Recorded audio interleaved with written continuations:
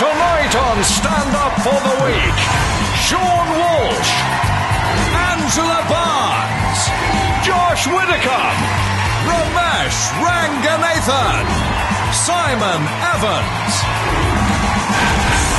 But now, please welcome your host, Paul Chowdry.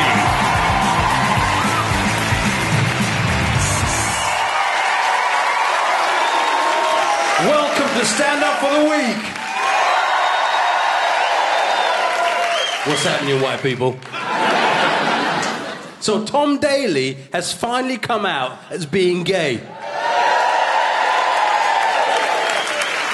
Why did it take him so long to come out of the closet in the first place? Probably because he did a triple somersault and backflip. Perfect entry.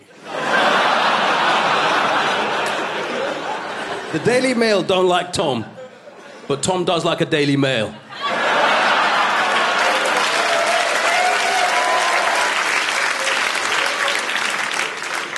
He reassured all his female teenage fans that he still likes girls. You know, so all the little girls out there watching, don't worry, you're still in with a chance, as long as you look like a bloke. All these girls keep saying, you know what, all the good ones are gay, aren't they? Why all the good ones turn out to be gay? Why's all the nice good ones that turn out to be gay? Look at the state of you.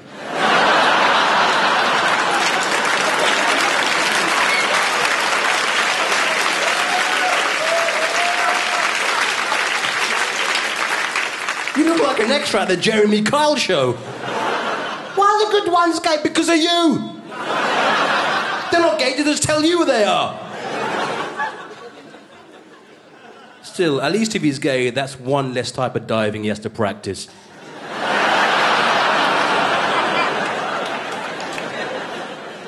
It's good he's come out, you know. Look, actually, I've got a confession to make. I'm going to do this on TV for the first time. It's actually very difficult to say this in front of all these people. I'm actually Indian.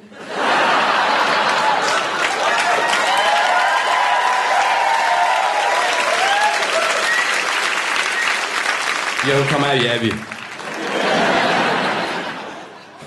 My parents are going to be very upset by this. They've got no idea I'm Indian. That's why my name's Paul.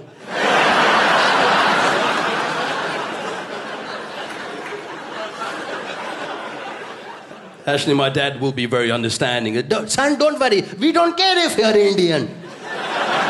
As long as you're not a homosexual.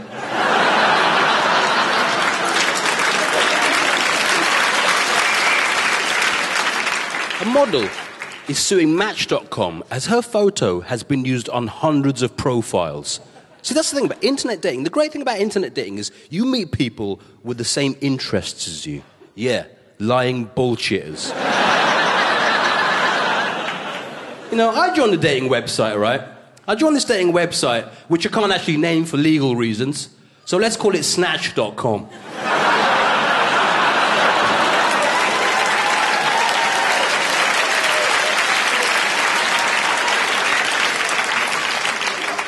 Here's my online dating profile. Oh, not that one, the other one. It's my online dating profile there. Here are some of the questions that I got asked online. Are you looking for a relationship? Yes, no, I'd rather not say. I mean, why are you on this website in the first place? That's like going to Toys R Us if you haven't got any kids. What are you doing here, mate? I'm here to look at the kids, toys.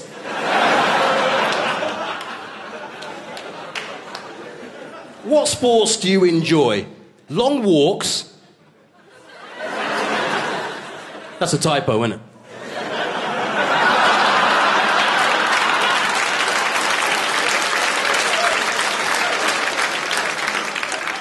Dancing? Water sports? That's just taking the piss, mate. And if you don't know what water sports are, I'd rather not say. Describe your body type. Slender, athletic and toned, a few extra pounds, big-boned, jolly, I'd rather not say. How many of you euphemisms do you need for fat bastard? I mean, who's going to click I'd rather not say? How are you going to turn up on a date? On a crane?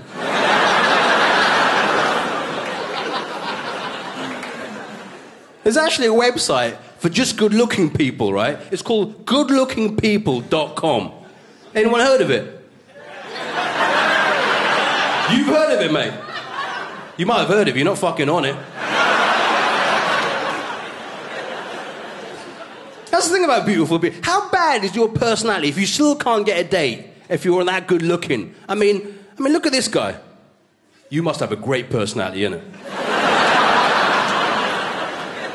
If you really want to see a website full of beautiful people, just go on a normal dating website after 10 pints. There's companies, actually, I heard about this, right? A company's invented an app for people who are fed up of explaining why they're single. It's called the Invisible Girlfriend app, right? And what the app does is it sends you voicemails, random gifts, random text messages so people think you've got a girlfriend. They've also invented an Invisible Boyfriend app, which doesn't phone you up, doesn't leave you gifts, doesn't send you random texts. Are you ready for your first act? Here with all the entertainment news, please welcome Seann Walsh.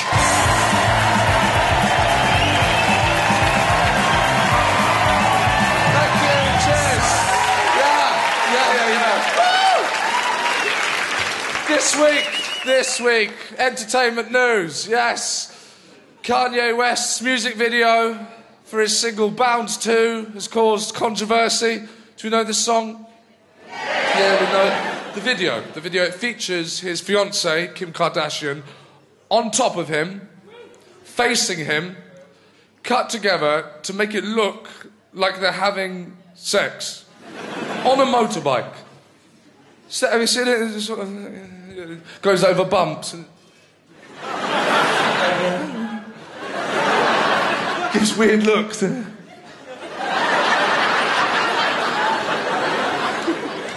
She's topless in the video. Topless. But so it could go out on television, they've removed her nipples. Yeah, I mean in post-production. Not like before the shoot, pull them off. We're taking them, thank you. What are you doing with my nipples? We're going to put it on the end of sticks and put it on toy bow and arrows for children. She's got no nipples in the music video. Watch the video. Her breasts, now they just look like really lovely knees. Smooth knees. My knees. Oh, yeah. You're never going to look at knees again the same, are you? You're going to be walking around and your mates going, check out her knees on that. Look at her knees on that. She's got some lovely knees.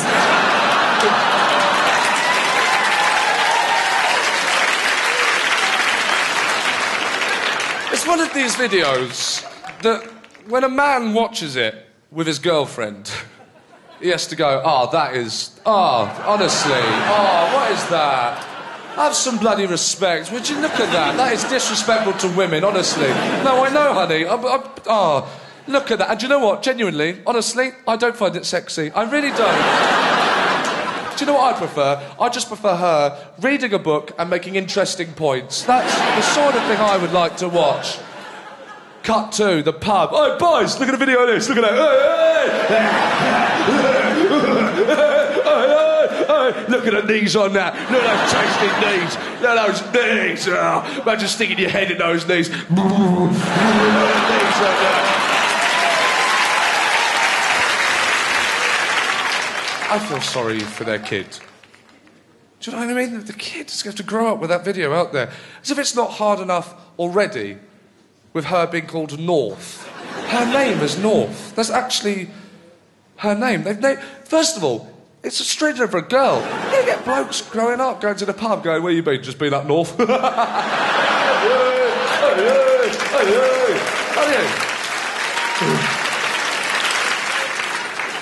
he not know how to name a kid? It's not a game. So you don't have to sort of name it something that connects with the last name. What do? They go for all the... What should you call it? What about John? Can't call it John. John West, that's tuna. Don't do that. Don't call it tuna. I hope he doesn't have more kids. Well, if he has like 4 children. 4 children? My God, 4 kids. That's a lot, Kanye. How do you remember all their names? Easy. Never eat shredded wheat. Done.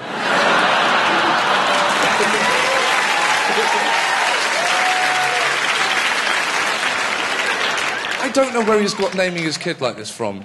It's not a thing, is it? It's not like this is what Hollywood actors are doing now. You know, Tom Cruise isn't walking around with his child Caribbean. Hiya.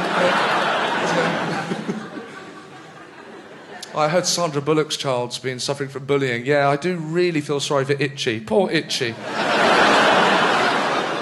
Poor little Itchy, you alright? Little Itchy Bullock, are you alright? Oh, it's Brad and Angelina with their new twins, Sand and Arm. Lovely to see you.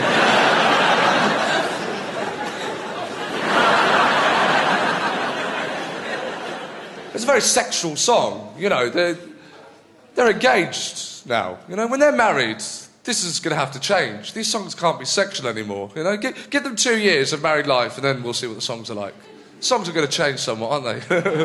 The kitchen's spotless, the sink looks great. I use Mr. Muscle, he loves the jobs you hate. I took you around IKEA from 8 till 10. We stopped for meatballs, then I did it again. I've done everything you told me to do, even sat through Sex and the City too. I folded the towels, I put them away. So please, please, please, please, please, please, please, can you touch it on my birthday?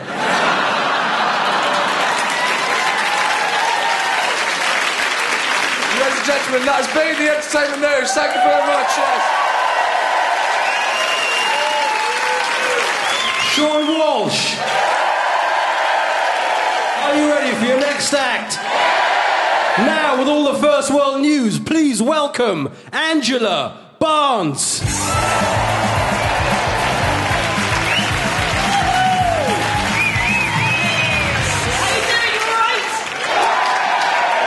Story I want to talk to you about today is apparently it's been revealed this week that on long car journeys, parents are much more likely to give their kids iPads to play with than to play I Spy. Well, good, yeah, I Spy's shit, isn't it? If you put a kid in a car now and make them play I Spy, all they're going to spy is kids in other cars who have got iPads. That's just cruel.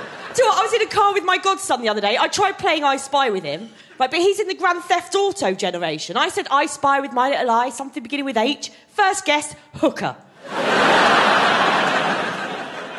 But research does suggest that guessing games are good for children's brains. It's good exercise for the brain. I remember where I grew up, on the estate where I grew up, we used to play a lot of guessing games. My favourite one was Who's Your Real Dad? Yeah, some of them are still playing it, if I'm honest. Now, occupational therapists think they're worried about kids using iPads and touchscreens and tablets all the time because they're not building up the muscles, right, that they need for writing. Well, fine, right? Writing with a pen's going to be obsolete by the time they're grown-ups, isn't it? Right? It probably also affects their ability to operate a Betamax recorder. It's about as relevant. Now, apparently, if you get a child now, right, and you ask them to ring a doorbell or point at something, they are more likely to use their thumb than their forefinger. Like, that's weird, isn't it? It's just think, like, future generations might not be able to write, but they're going to be brilliant hitchhikers. Now, I got thinking about it. I was like, come 15 or so years' time, fingering's going to be a thing of the past. We'd have to come up with a new word for it. Like, I don't know, maybe a thumbs up. I don't know. Now, the thing is, kids today, right, they're not going to know what it's like to be properly bored, are they? Give me a cheer if you were born after 1985. I mean, I'm trying not to hate you, but it's hard. Because you won't know what it's like to be properly bored. I mean, to have nothing to do, right? I mean, Sunday afternoon in the 80s as an only child, bored. Right? Even during the war, they had the constant threat of bombs dropping to keep the adrenaline up, didn't they? Right? In the 80s, on a Sunday, we had fuck all. It's raining, it's 3 hours till dinner, right? You've read every book in the house. I grew up in Maidstone. That was 2 Mills and Boons, a Reader's Digest compendium and an Argos catalogue. You finished your homework and the homework of the thick kid next door. Mum's watching some black and white shit on the telly. Dad's in the shed. Games consoles are still just a twinkle in a Japanese boy's eye. Top 40 countdown doesn't start till 4. Batteries in your Walkman are dying, right? So you carry on listening to Madonna's Like a Prayer, but it sounds like Barry White singing it. Right? And you can't replace the batteries, can you? No, because all the shops are shut. And I mean all the shops are shut, even the garage. And that is why, if you were a woman of my age, I refuse to believe you if you say you have never masturbated. Because what the hell else were you doing on a Sunday afternoon?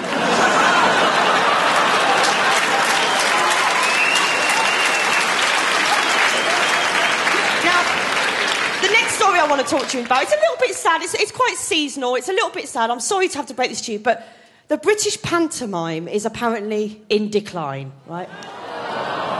It's not surprising, is it? It's not surprising that pantos are dying out, right? Because they're not relevant to savvy kids these days, are they? They don't make sense to a child today, right? Take Aladdin, for example, right? Aladdin is set in the Middle East, and it has men dressed up as women and women dressed up as men.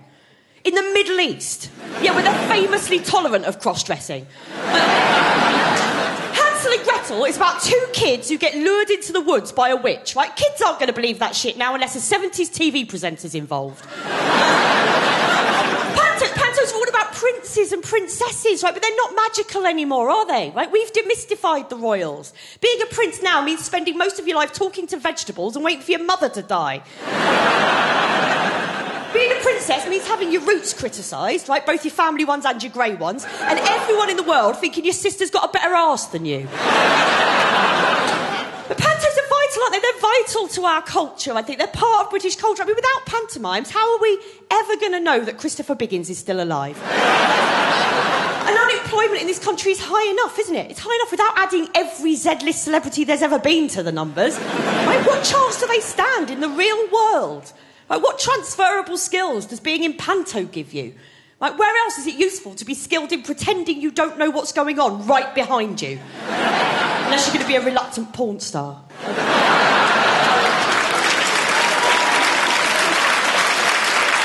That's all from me, ladies and gentlemen. Thank you very much. It'd be really lovely. Thanks, lovely. Enjoy the rest of your night. Still to come, Josh Widdicombe, Romesh Ranganathan, Simon Evans. Welcome back to Stand Up for the Week. Shall we keep this show moving? Here with all the headline news, please welcome Josh Widdicombe.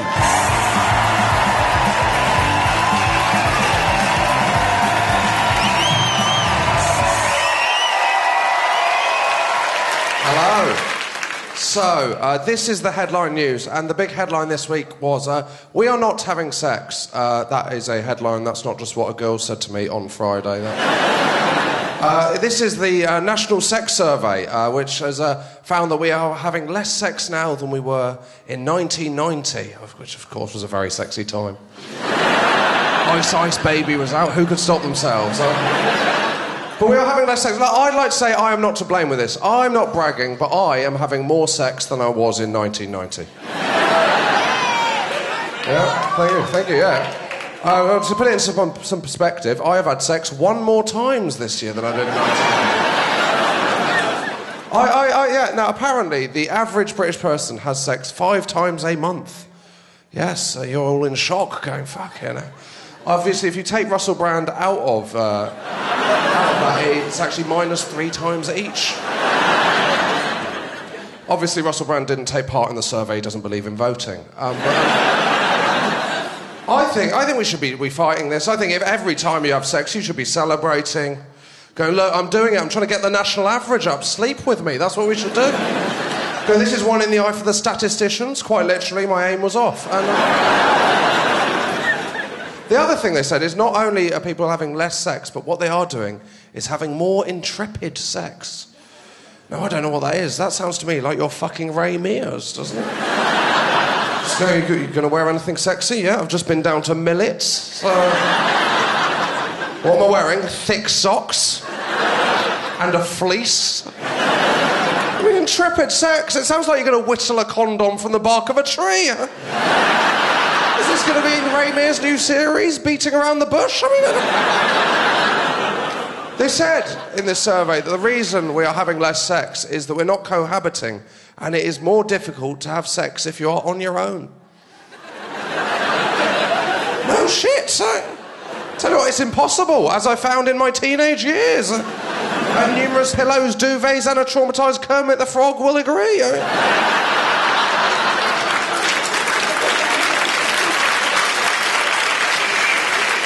There are people that have said we should be more kind of sexualised as a nation. Tracy Cox is, if you don't know her, she's a sexpert, and Cox is not spelt how it should be. She's a sexpert, which isn't a job, is it? That's the kind of thing a twat would have written on their T-shirt. She might as well be a boob inspector. She has said that Tesco should sell vibrators, presumably with the slogan, "Every little helps." I don't want that in Tesco's. I don't want to see a Tesco value vibrator. I don't want to hear the phrase "unexpected item in the shagging area."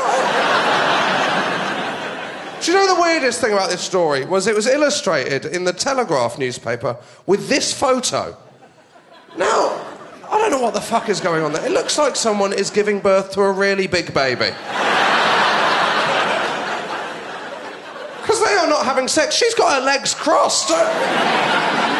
Is that intrepid sex? Is that what we are doing?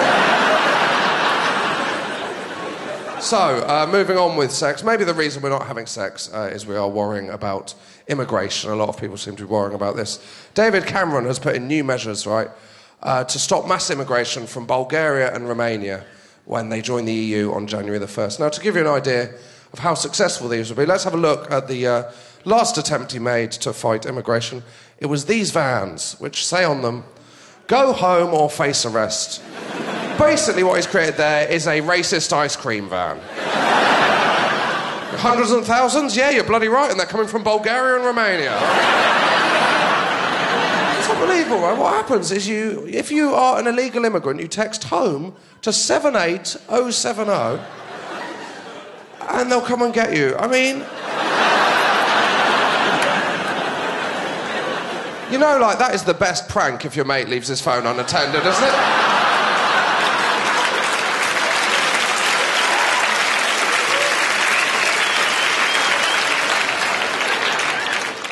A lot of people complain about immigration. They go, "We're full, aren't we?" We're not full, are we? It's not a fucking tube train. It's a massive country. There's no one on the edge of Dover going, "Move the fuck up, I'm falling off." Can everyone move right down inside the country? Some of us are trying to get on. I mean, it's not like a nightclub. We're not going to have to go one in, one out. Some of the board are going, "Fucking hell, man, I only went out for a cigarette. Come on. I'm not going to the back of the queue. My mates are in there." Apparently, to stop immigration from Bulgaria, they have put posters up that say Britain is too cold. Yeah, because that's why they're coming, isn't it? For the weather. It's not to improve their lives. Well, I would like to have improved my life, but if I've got to wear a fucking fleece... What, for the climate and the intrepid sex? I mean, I'm into both of them. I mean, if you want to put posters up in Eastern Europe to put people off coming to Britain, just put posters up saying, "You see all these stag doos? They're British. Do you want to live on an island with 60 million of these pricks?"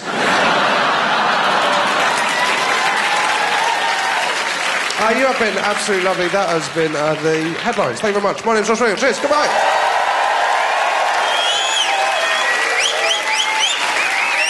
Josh Widdicombe.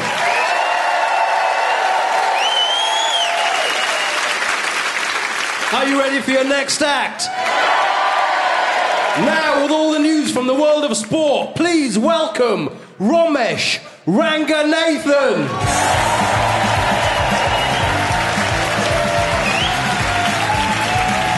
Thank you. So, your sports news this week: Rory McIlroy won his first tournament of 2013 in the golf. Here he is, looking very happy about it. I'm very glad that he's won a tournament, right? Because this means he won't be doing any more of those bloody Santander ads. Have you seen these adverts? It's the creepiest bloody advert I've ever seen in my life. Right, basically, for those of you that haven't seen it, there's some people just in their house. Jessica Ennis, Jensen Button, Rory McIlroy just turn up. And then they've got a pet normal person to hang out with. And they're giving them financial advice. They're trying to be normal people. I tell you what, Jensen, if you want me to treat you like a normal person, how about you don't turn up at my house in full Formula One gear, you mental? You look like you just escaped from a home, right? And these people don't even react. They're getting financial advice from sports people. I've been in a situation where I've been sitting in my home, Rory McIlroy turns up with an apple, and you think, oh, hello there, Rory. This is a stroke of good luck, isn't it? I was just sitting here thinking, I wish I could get some financial advice from someone who doesn't have a fucking clue what they're on about. And here you've turned up. Isn't everything coming up rosy? If Rory McIlroy turned up at my house, I wouldn't think, please, could you tell me which bank account I should open? I would think, oh my God, my wife is fucking Rory McIlroy.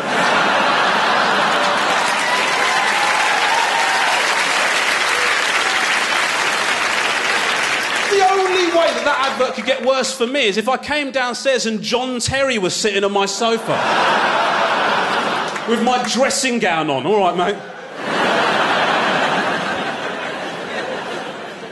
I mean, the reason that people say that Rory McIlroy went off the boil is because he changed his golf equipment. He got this Nike deal for 78 million.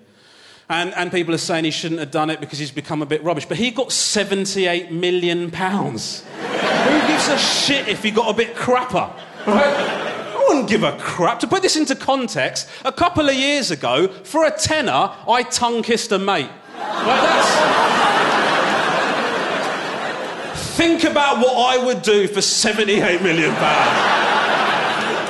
Right? For 78 million quid, I don't give a shit if it takes one more stroke to get me closer to the green. I don't give a shit. I've got 78 million pounds. I'm going to buy a dolphin. Right? I'm going to be honest with you. I don't understand golf. I don't get the appeal of it, right? You're sort of walking around hitting shit occasionally. My big issue with golf is, right, how expensive it is to get into. I don't understand how you get into golf. You've got to buy all the equipment. It's so expensive. You can play football in the street. You don't see people playing golf in the street, do you? I mean, where I grew up, people did have golf clubs. But they usually had them in one of their hands as they're walking towards me complaining about immigration. Right?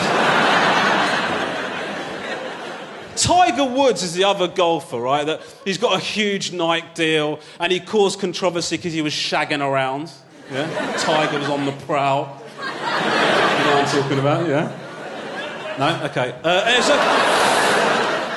Nike didn't drop him when he did this. They didn't drop him. Of course they didn't. Because why would they care, right? Golf is like one of the most male-centric sports around. Some golf clubs, women aren't even allowed to join. You think these guys are going to give a crap if Tiger Woods is shagging around? They're going to think it's amazing. I can't imagine someone down the golf club with all the lads going, do you know what? I actually think it's absolutely disgusting.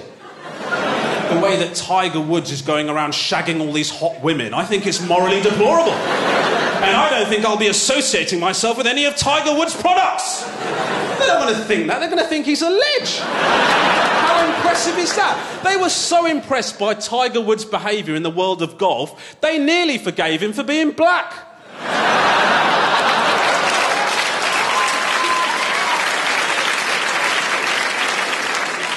Andre Villas-Boas is a Tottenham manager. He's been getting a bit sensitive because Alan Sugar apparently had a pop at him. He's had a pop back. But what Alan Sugar said, what he actually said was, I'd quite like it if Alex Ferguson was Tottenham manager. Now, Alex Ferguson was possibly the greatest manager of our time. It's not an insult to Andre Villas-Boas to say that he wouldn't mind if he was the manager. It'd be like me getting angry because my wife says that she wants to shag Ryan Gosling. Now, I'm not bringing a lot to the table. If my wife had the opportunity to shag Ryan Gosling, I'd say to her, go ahead, love. Fill your boots. As long as I can have a go on him afterwards.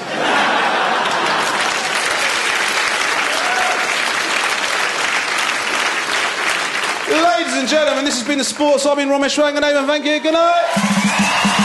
Still to come, Simon Evans.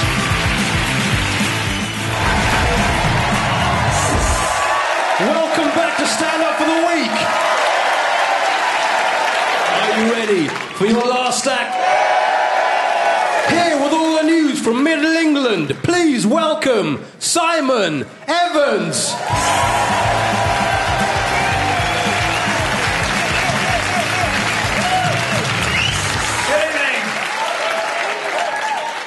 How the devil are you? Well?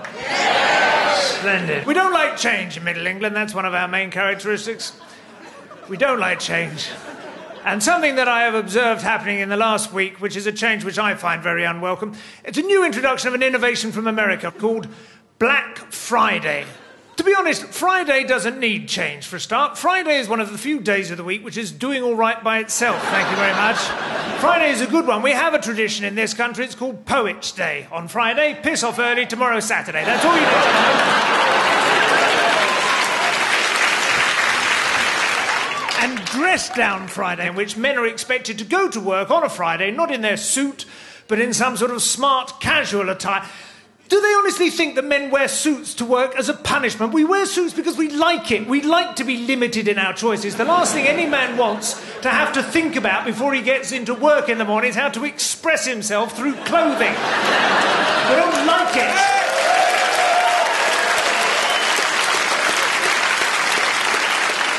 I want to be clear, for those of you who don't know exactly, let me clear, it's not a black thing. This is not a black, it's not like Black History Month, which has been now condensed into a single day for those who felt that the month was dragging on a little bit.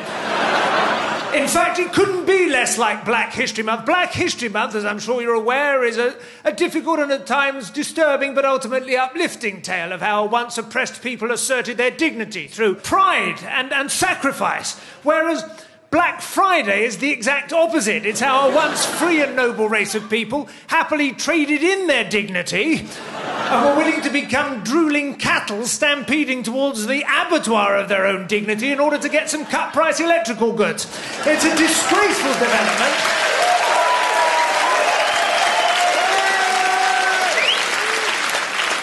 It is essentially the January sales coming in its pants a month before Christmas has even got its top on. That's all it is. They try and dress it up as something new. It is not. It's just badly timed. It's a sale. It's a pre-Christmas sale. Why is it significant in America? You have to understand Thanksgiving in order to understand Black Friday, which we don't have, of course. Thanksgiving, which is a dubious display of sentimental, saccharine, absolute...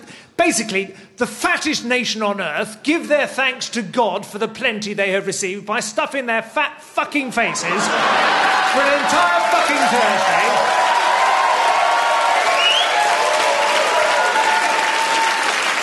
Gorging on turkey and pumpkin pie and pouring syrup on meat.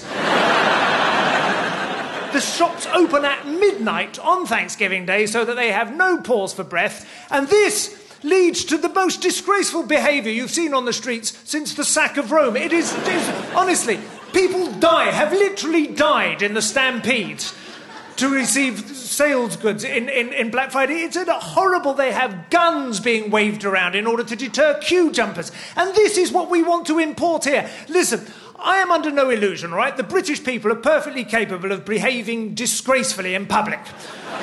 But we usually know what's worth fighting for, don't we? It's a spilled pint and a looked-at girlfriend. Those are the two things.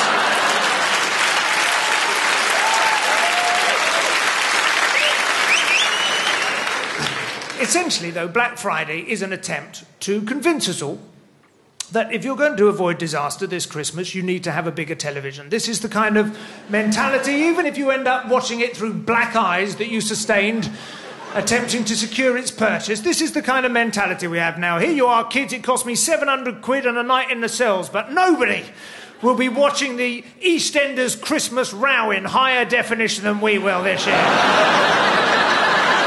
Things are not necessarily better just because they're bigger. Certainly not gifts, I can tell you that. I bought my wife a pair of knickers for Christmas last year that were just a couple of sizes too big, and she went absolutely mental. And she didn't like the larger size bathroom scales either, despite the fact that they had a clever feature which updated Facebook every time you got on them. My real belief is that Black Friday is a bad thing because it wants you to get involved in the physical melee of Christmas shopping, and there is no need. We have online shopping now. It is a far more civilised way. Sit yourself down in your pants, in the warm, pour yourself a decent measure of a good shopping scotch, and do all your Christmas shopping online. It's a perfectly British way of dealing with things. For exactly the same reason that online pornography is a much more British way of dealing with things. It's more convenient, you have more choices available, you don't have to make eye contact, and nobody needs to know what your personal preferences are. Unless, of course, your wife has set up some sort of Facebook update programme in order to get revenge over the whole Scales incident. Folks, you've been an absolute delight. Take care, thank you very much. Cheers, good night.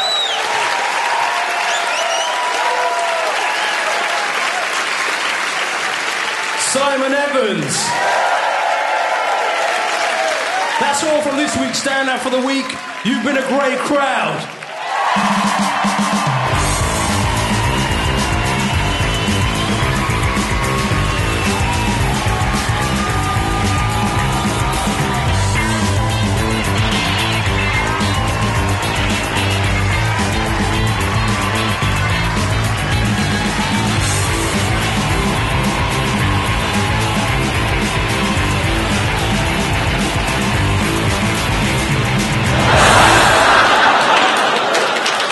The main problem we have doing sci-fi is the accent. It's the accent. That's what Americans, they can do it. They're great at sci-fi. You know, they speak, they take a word like paragonal.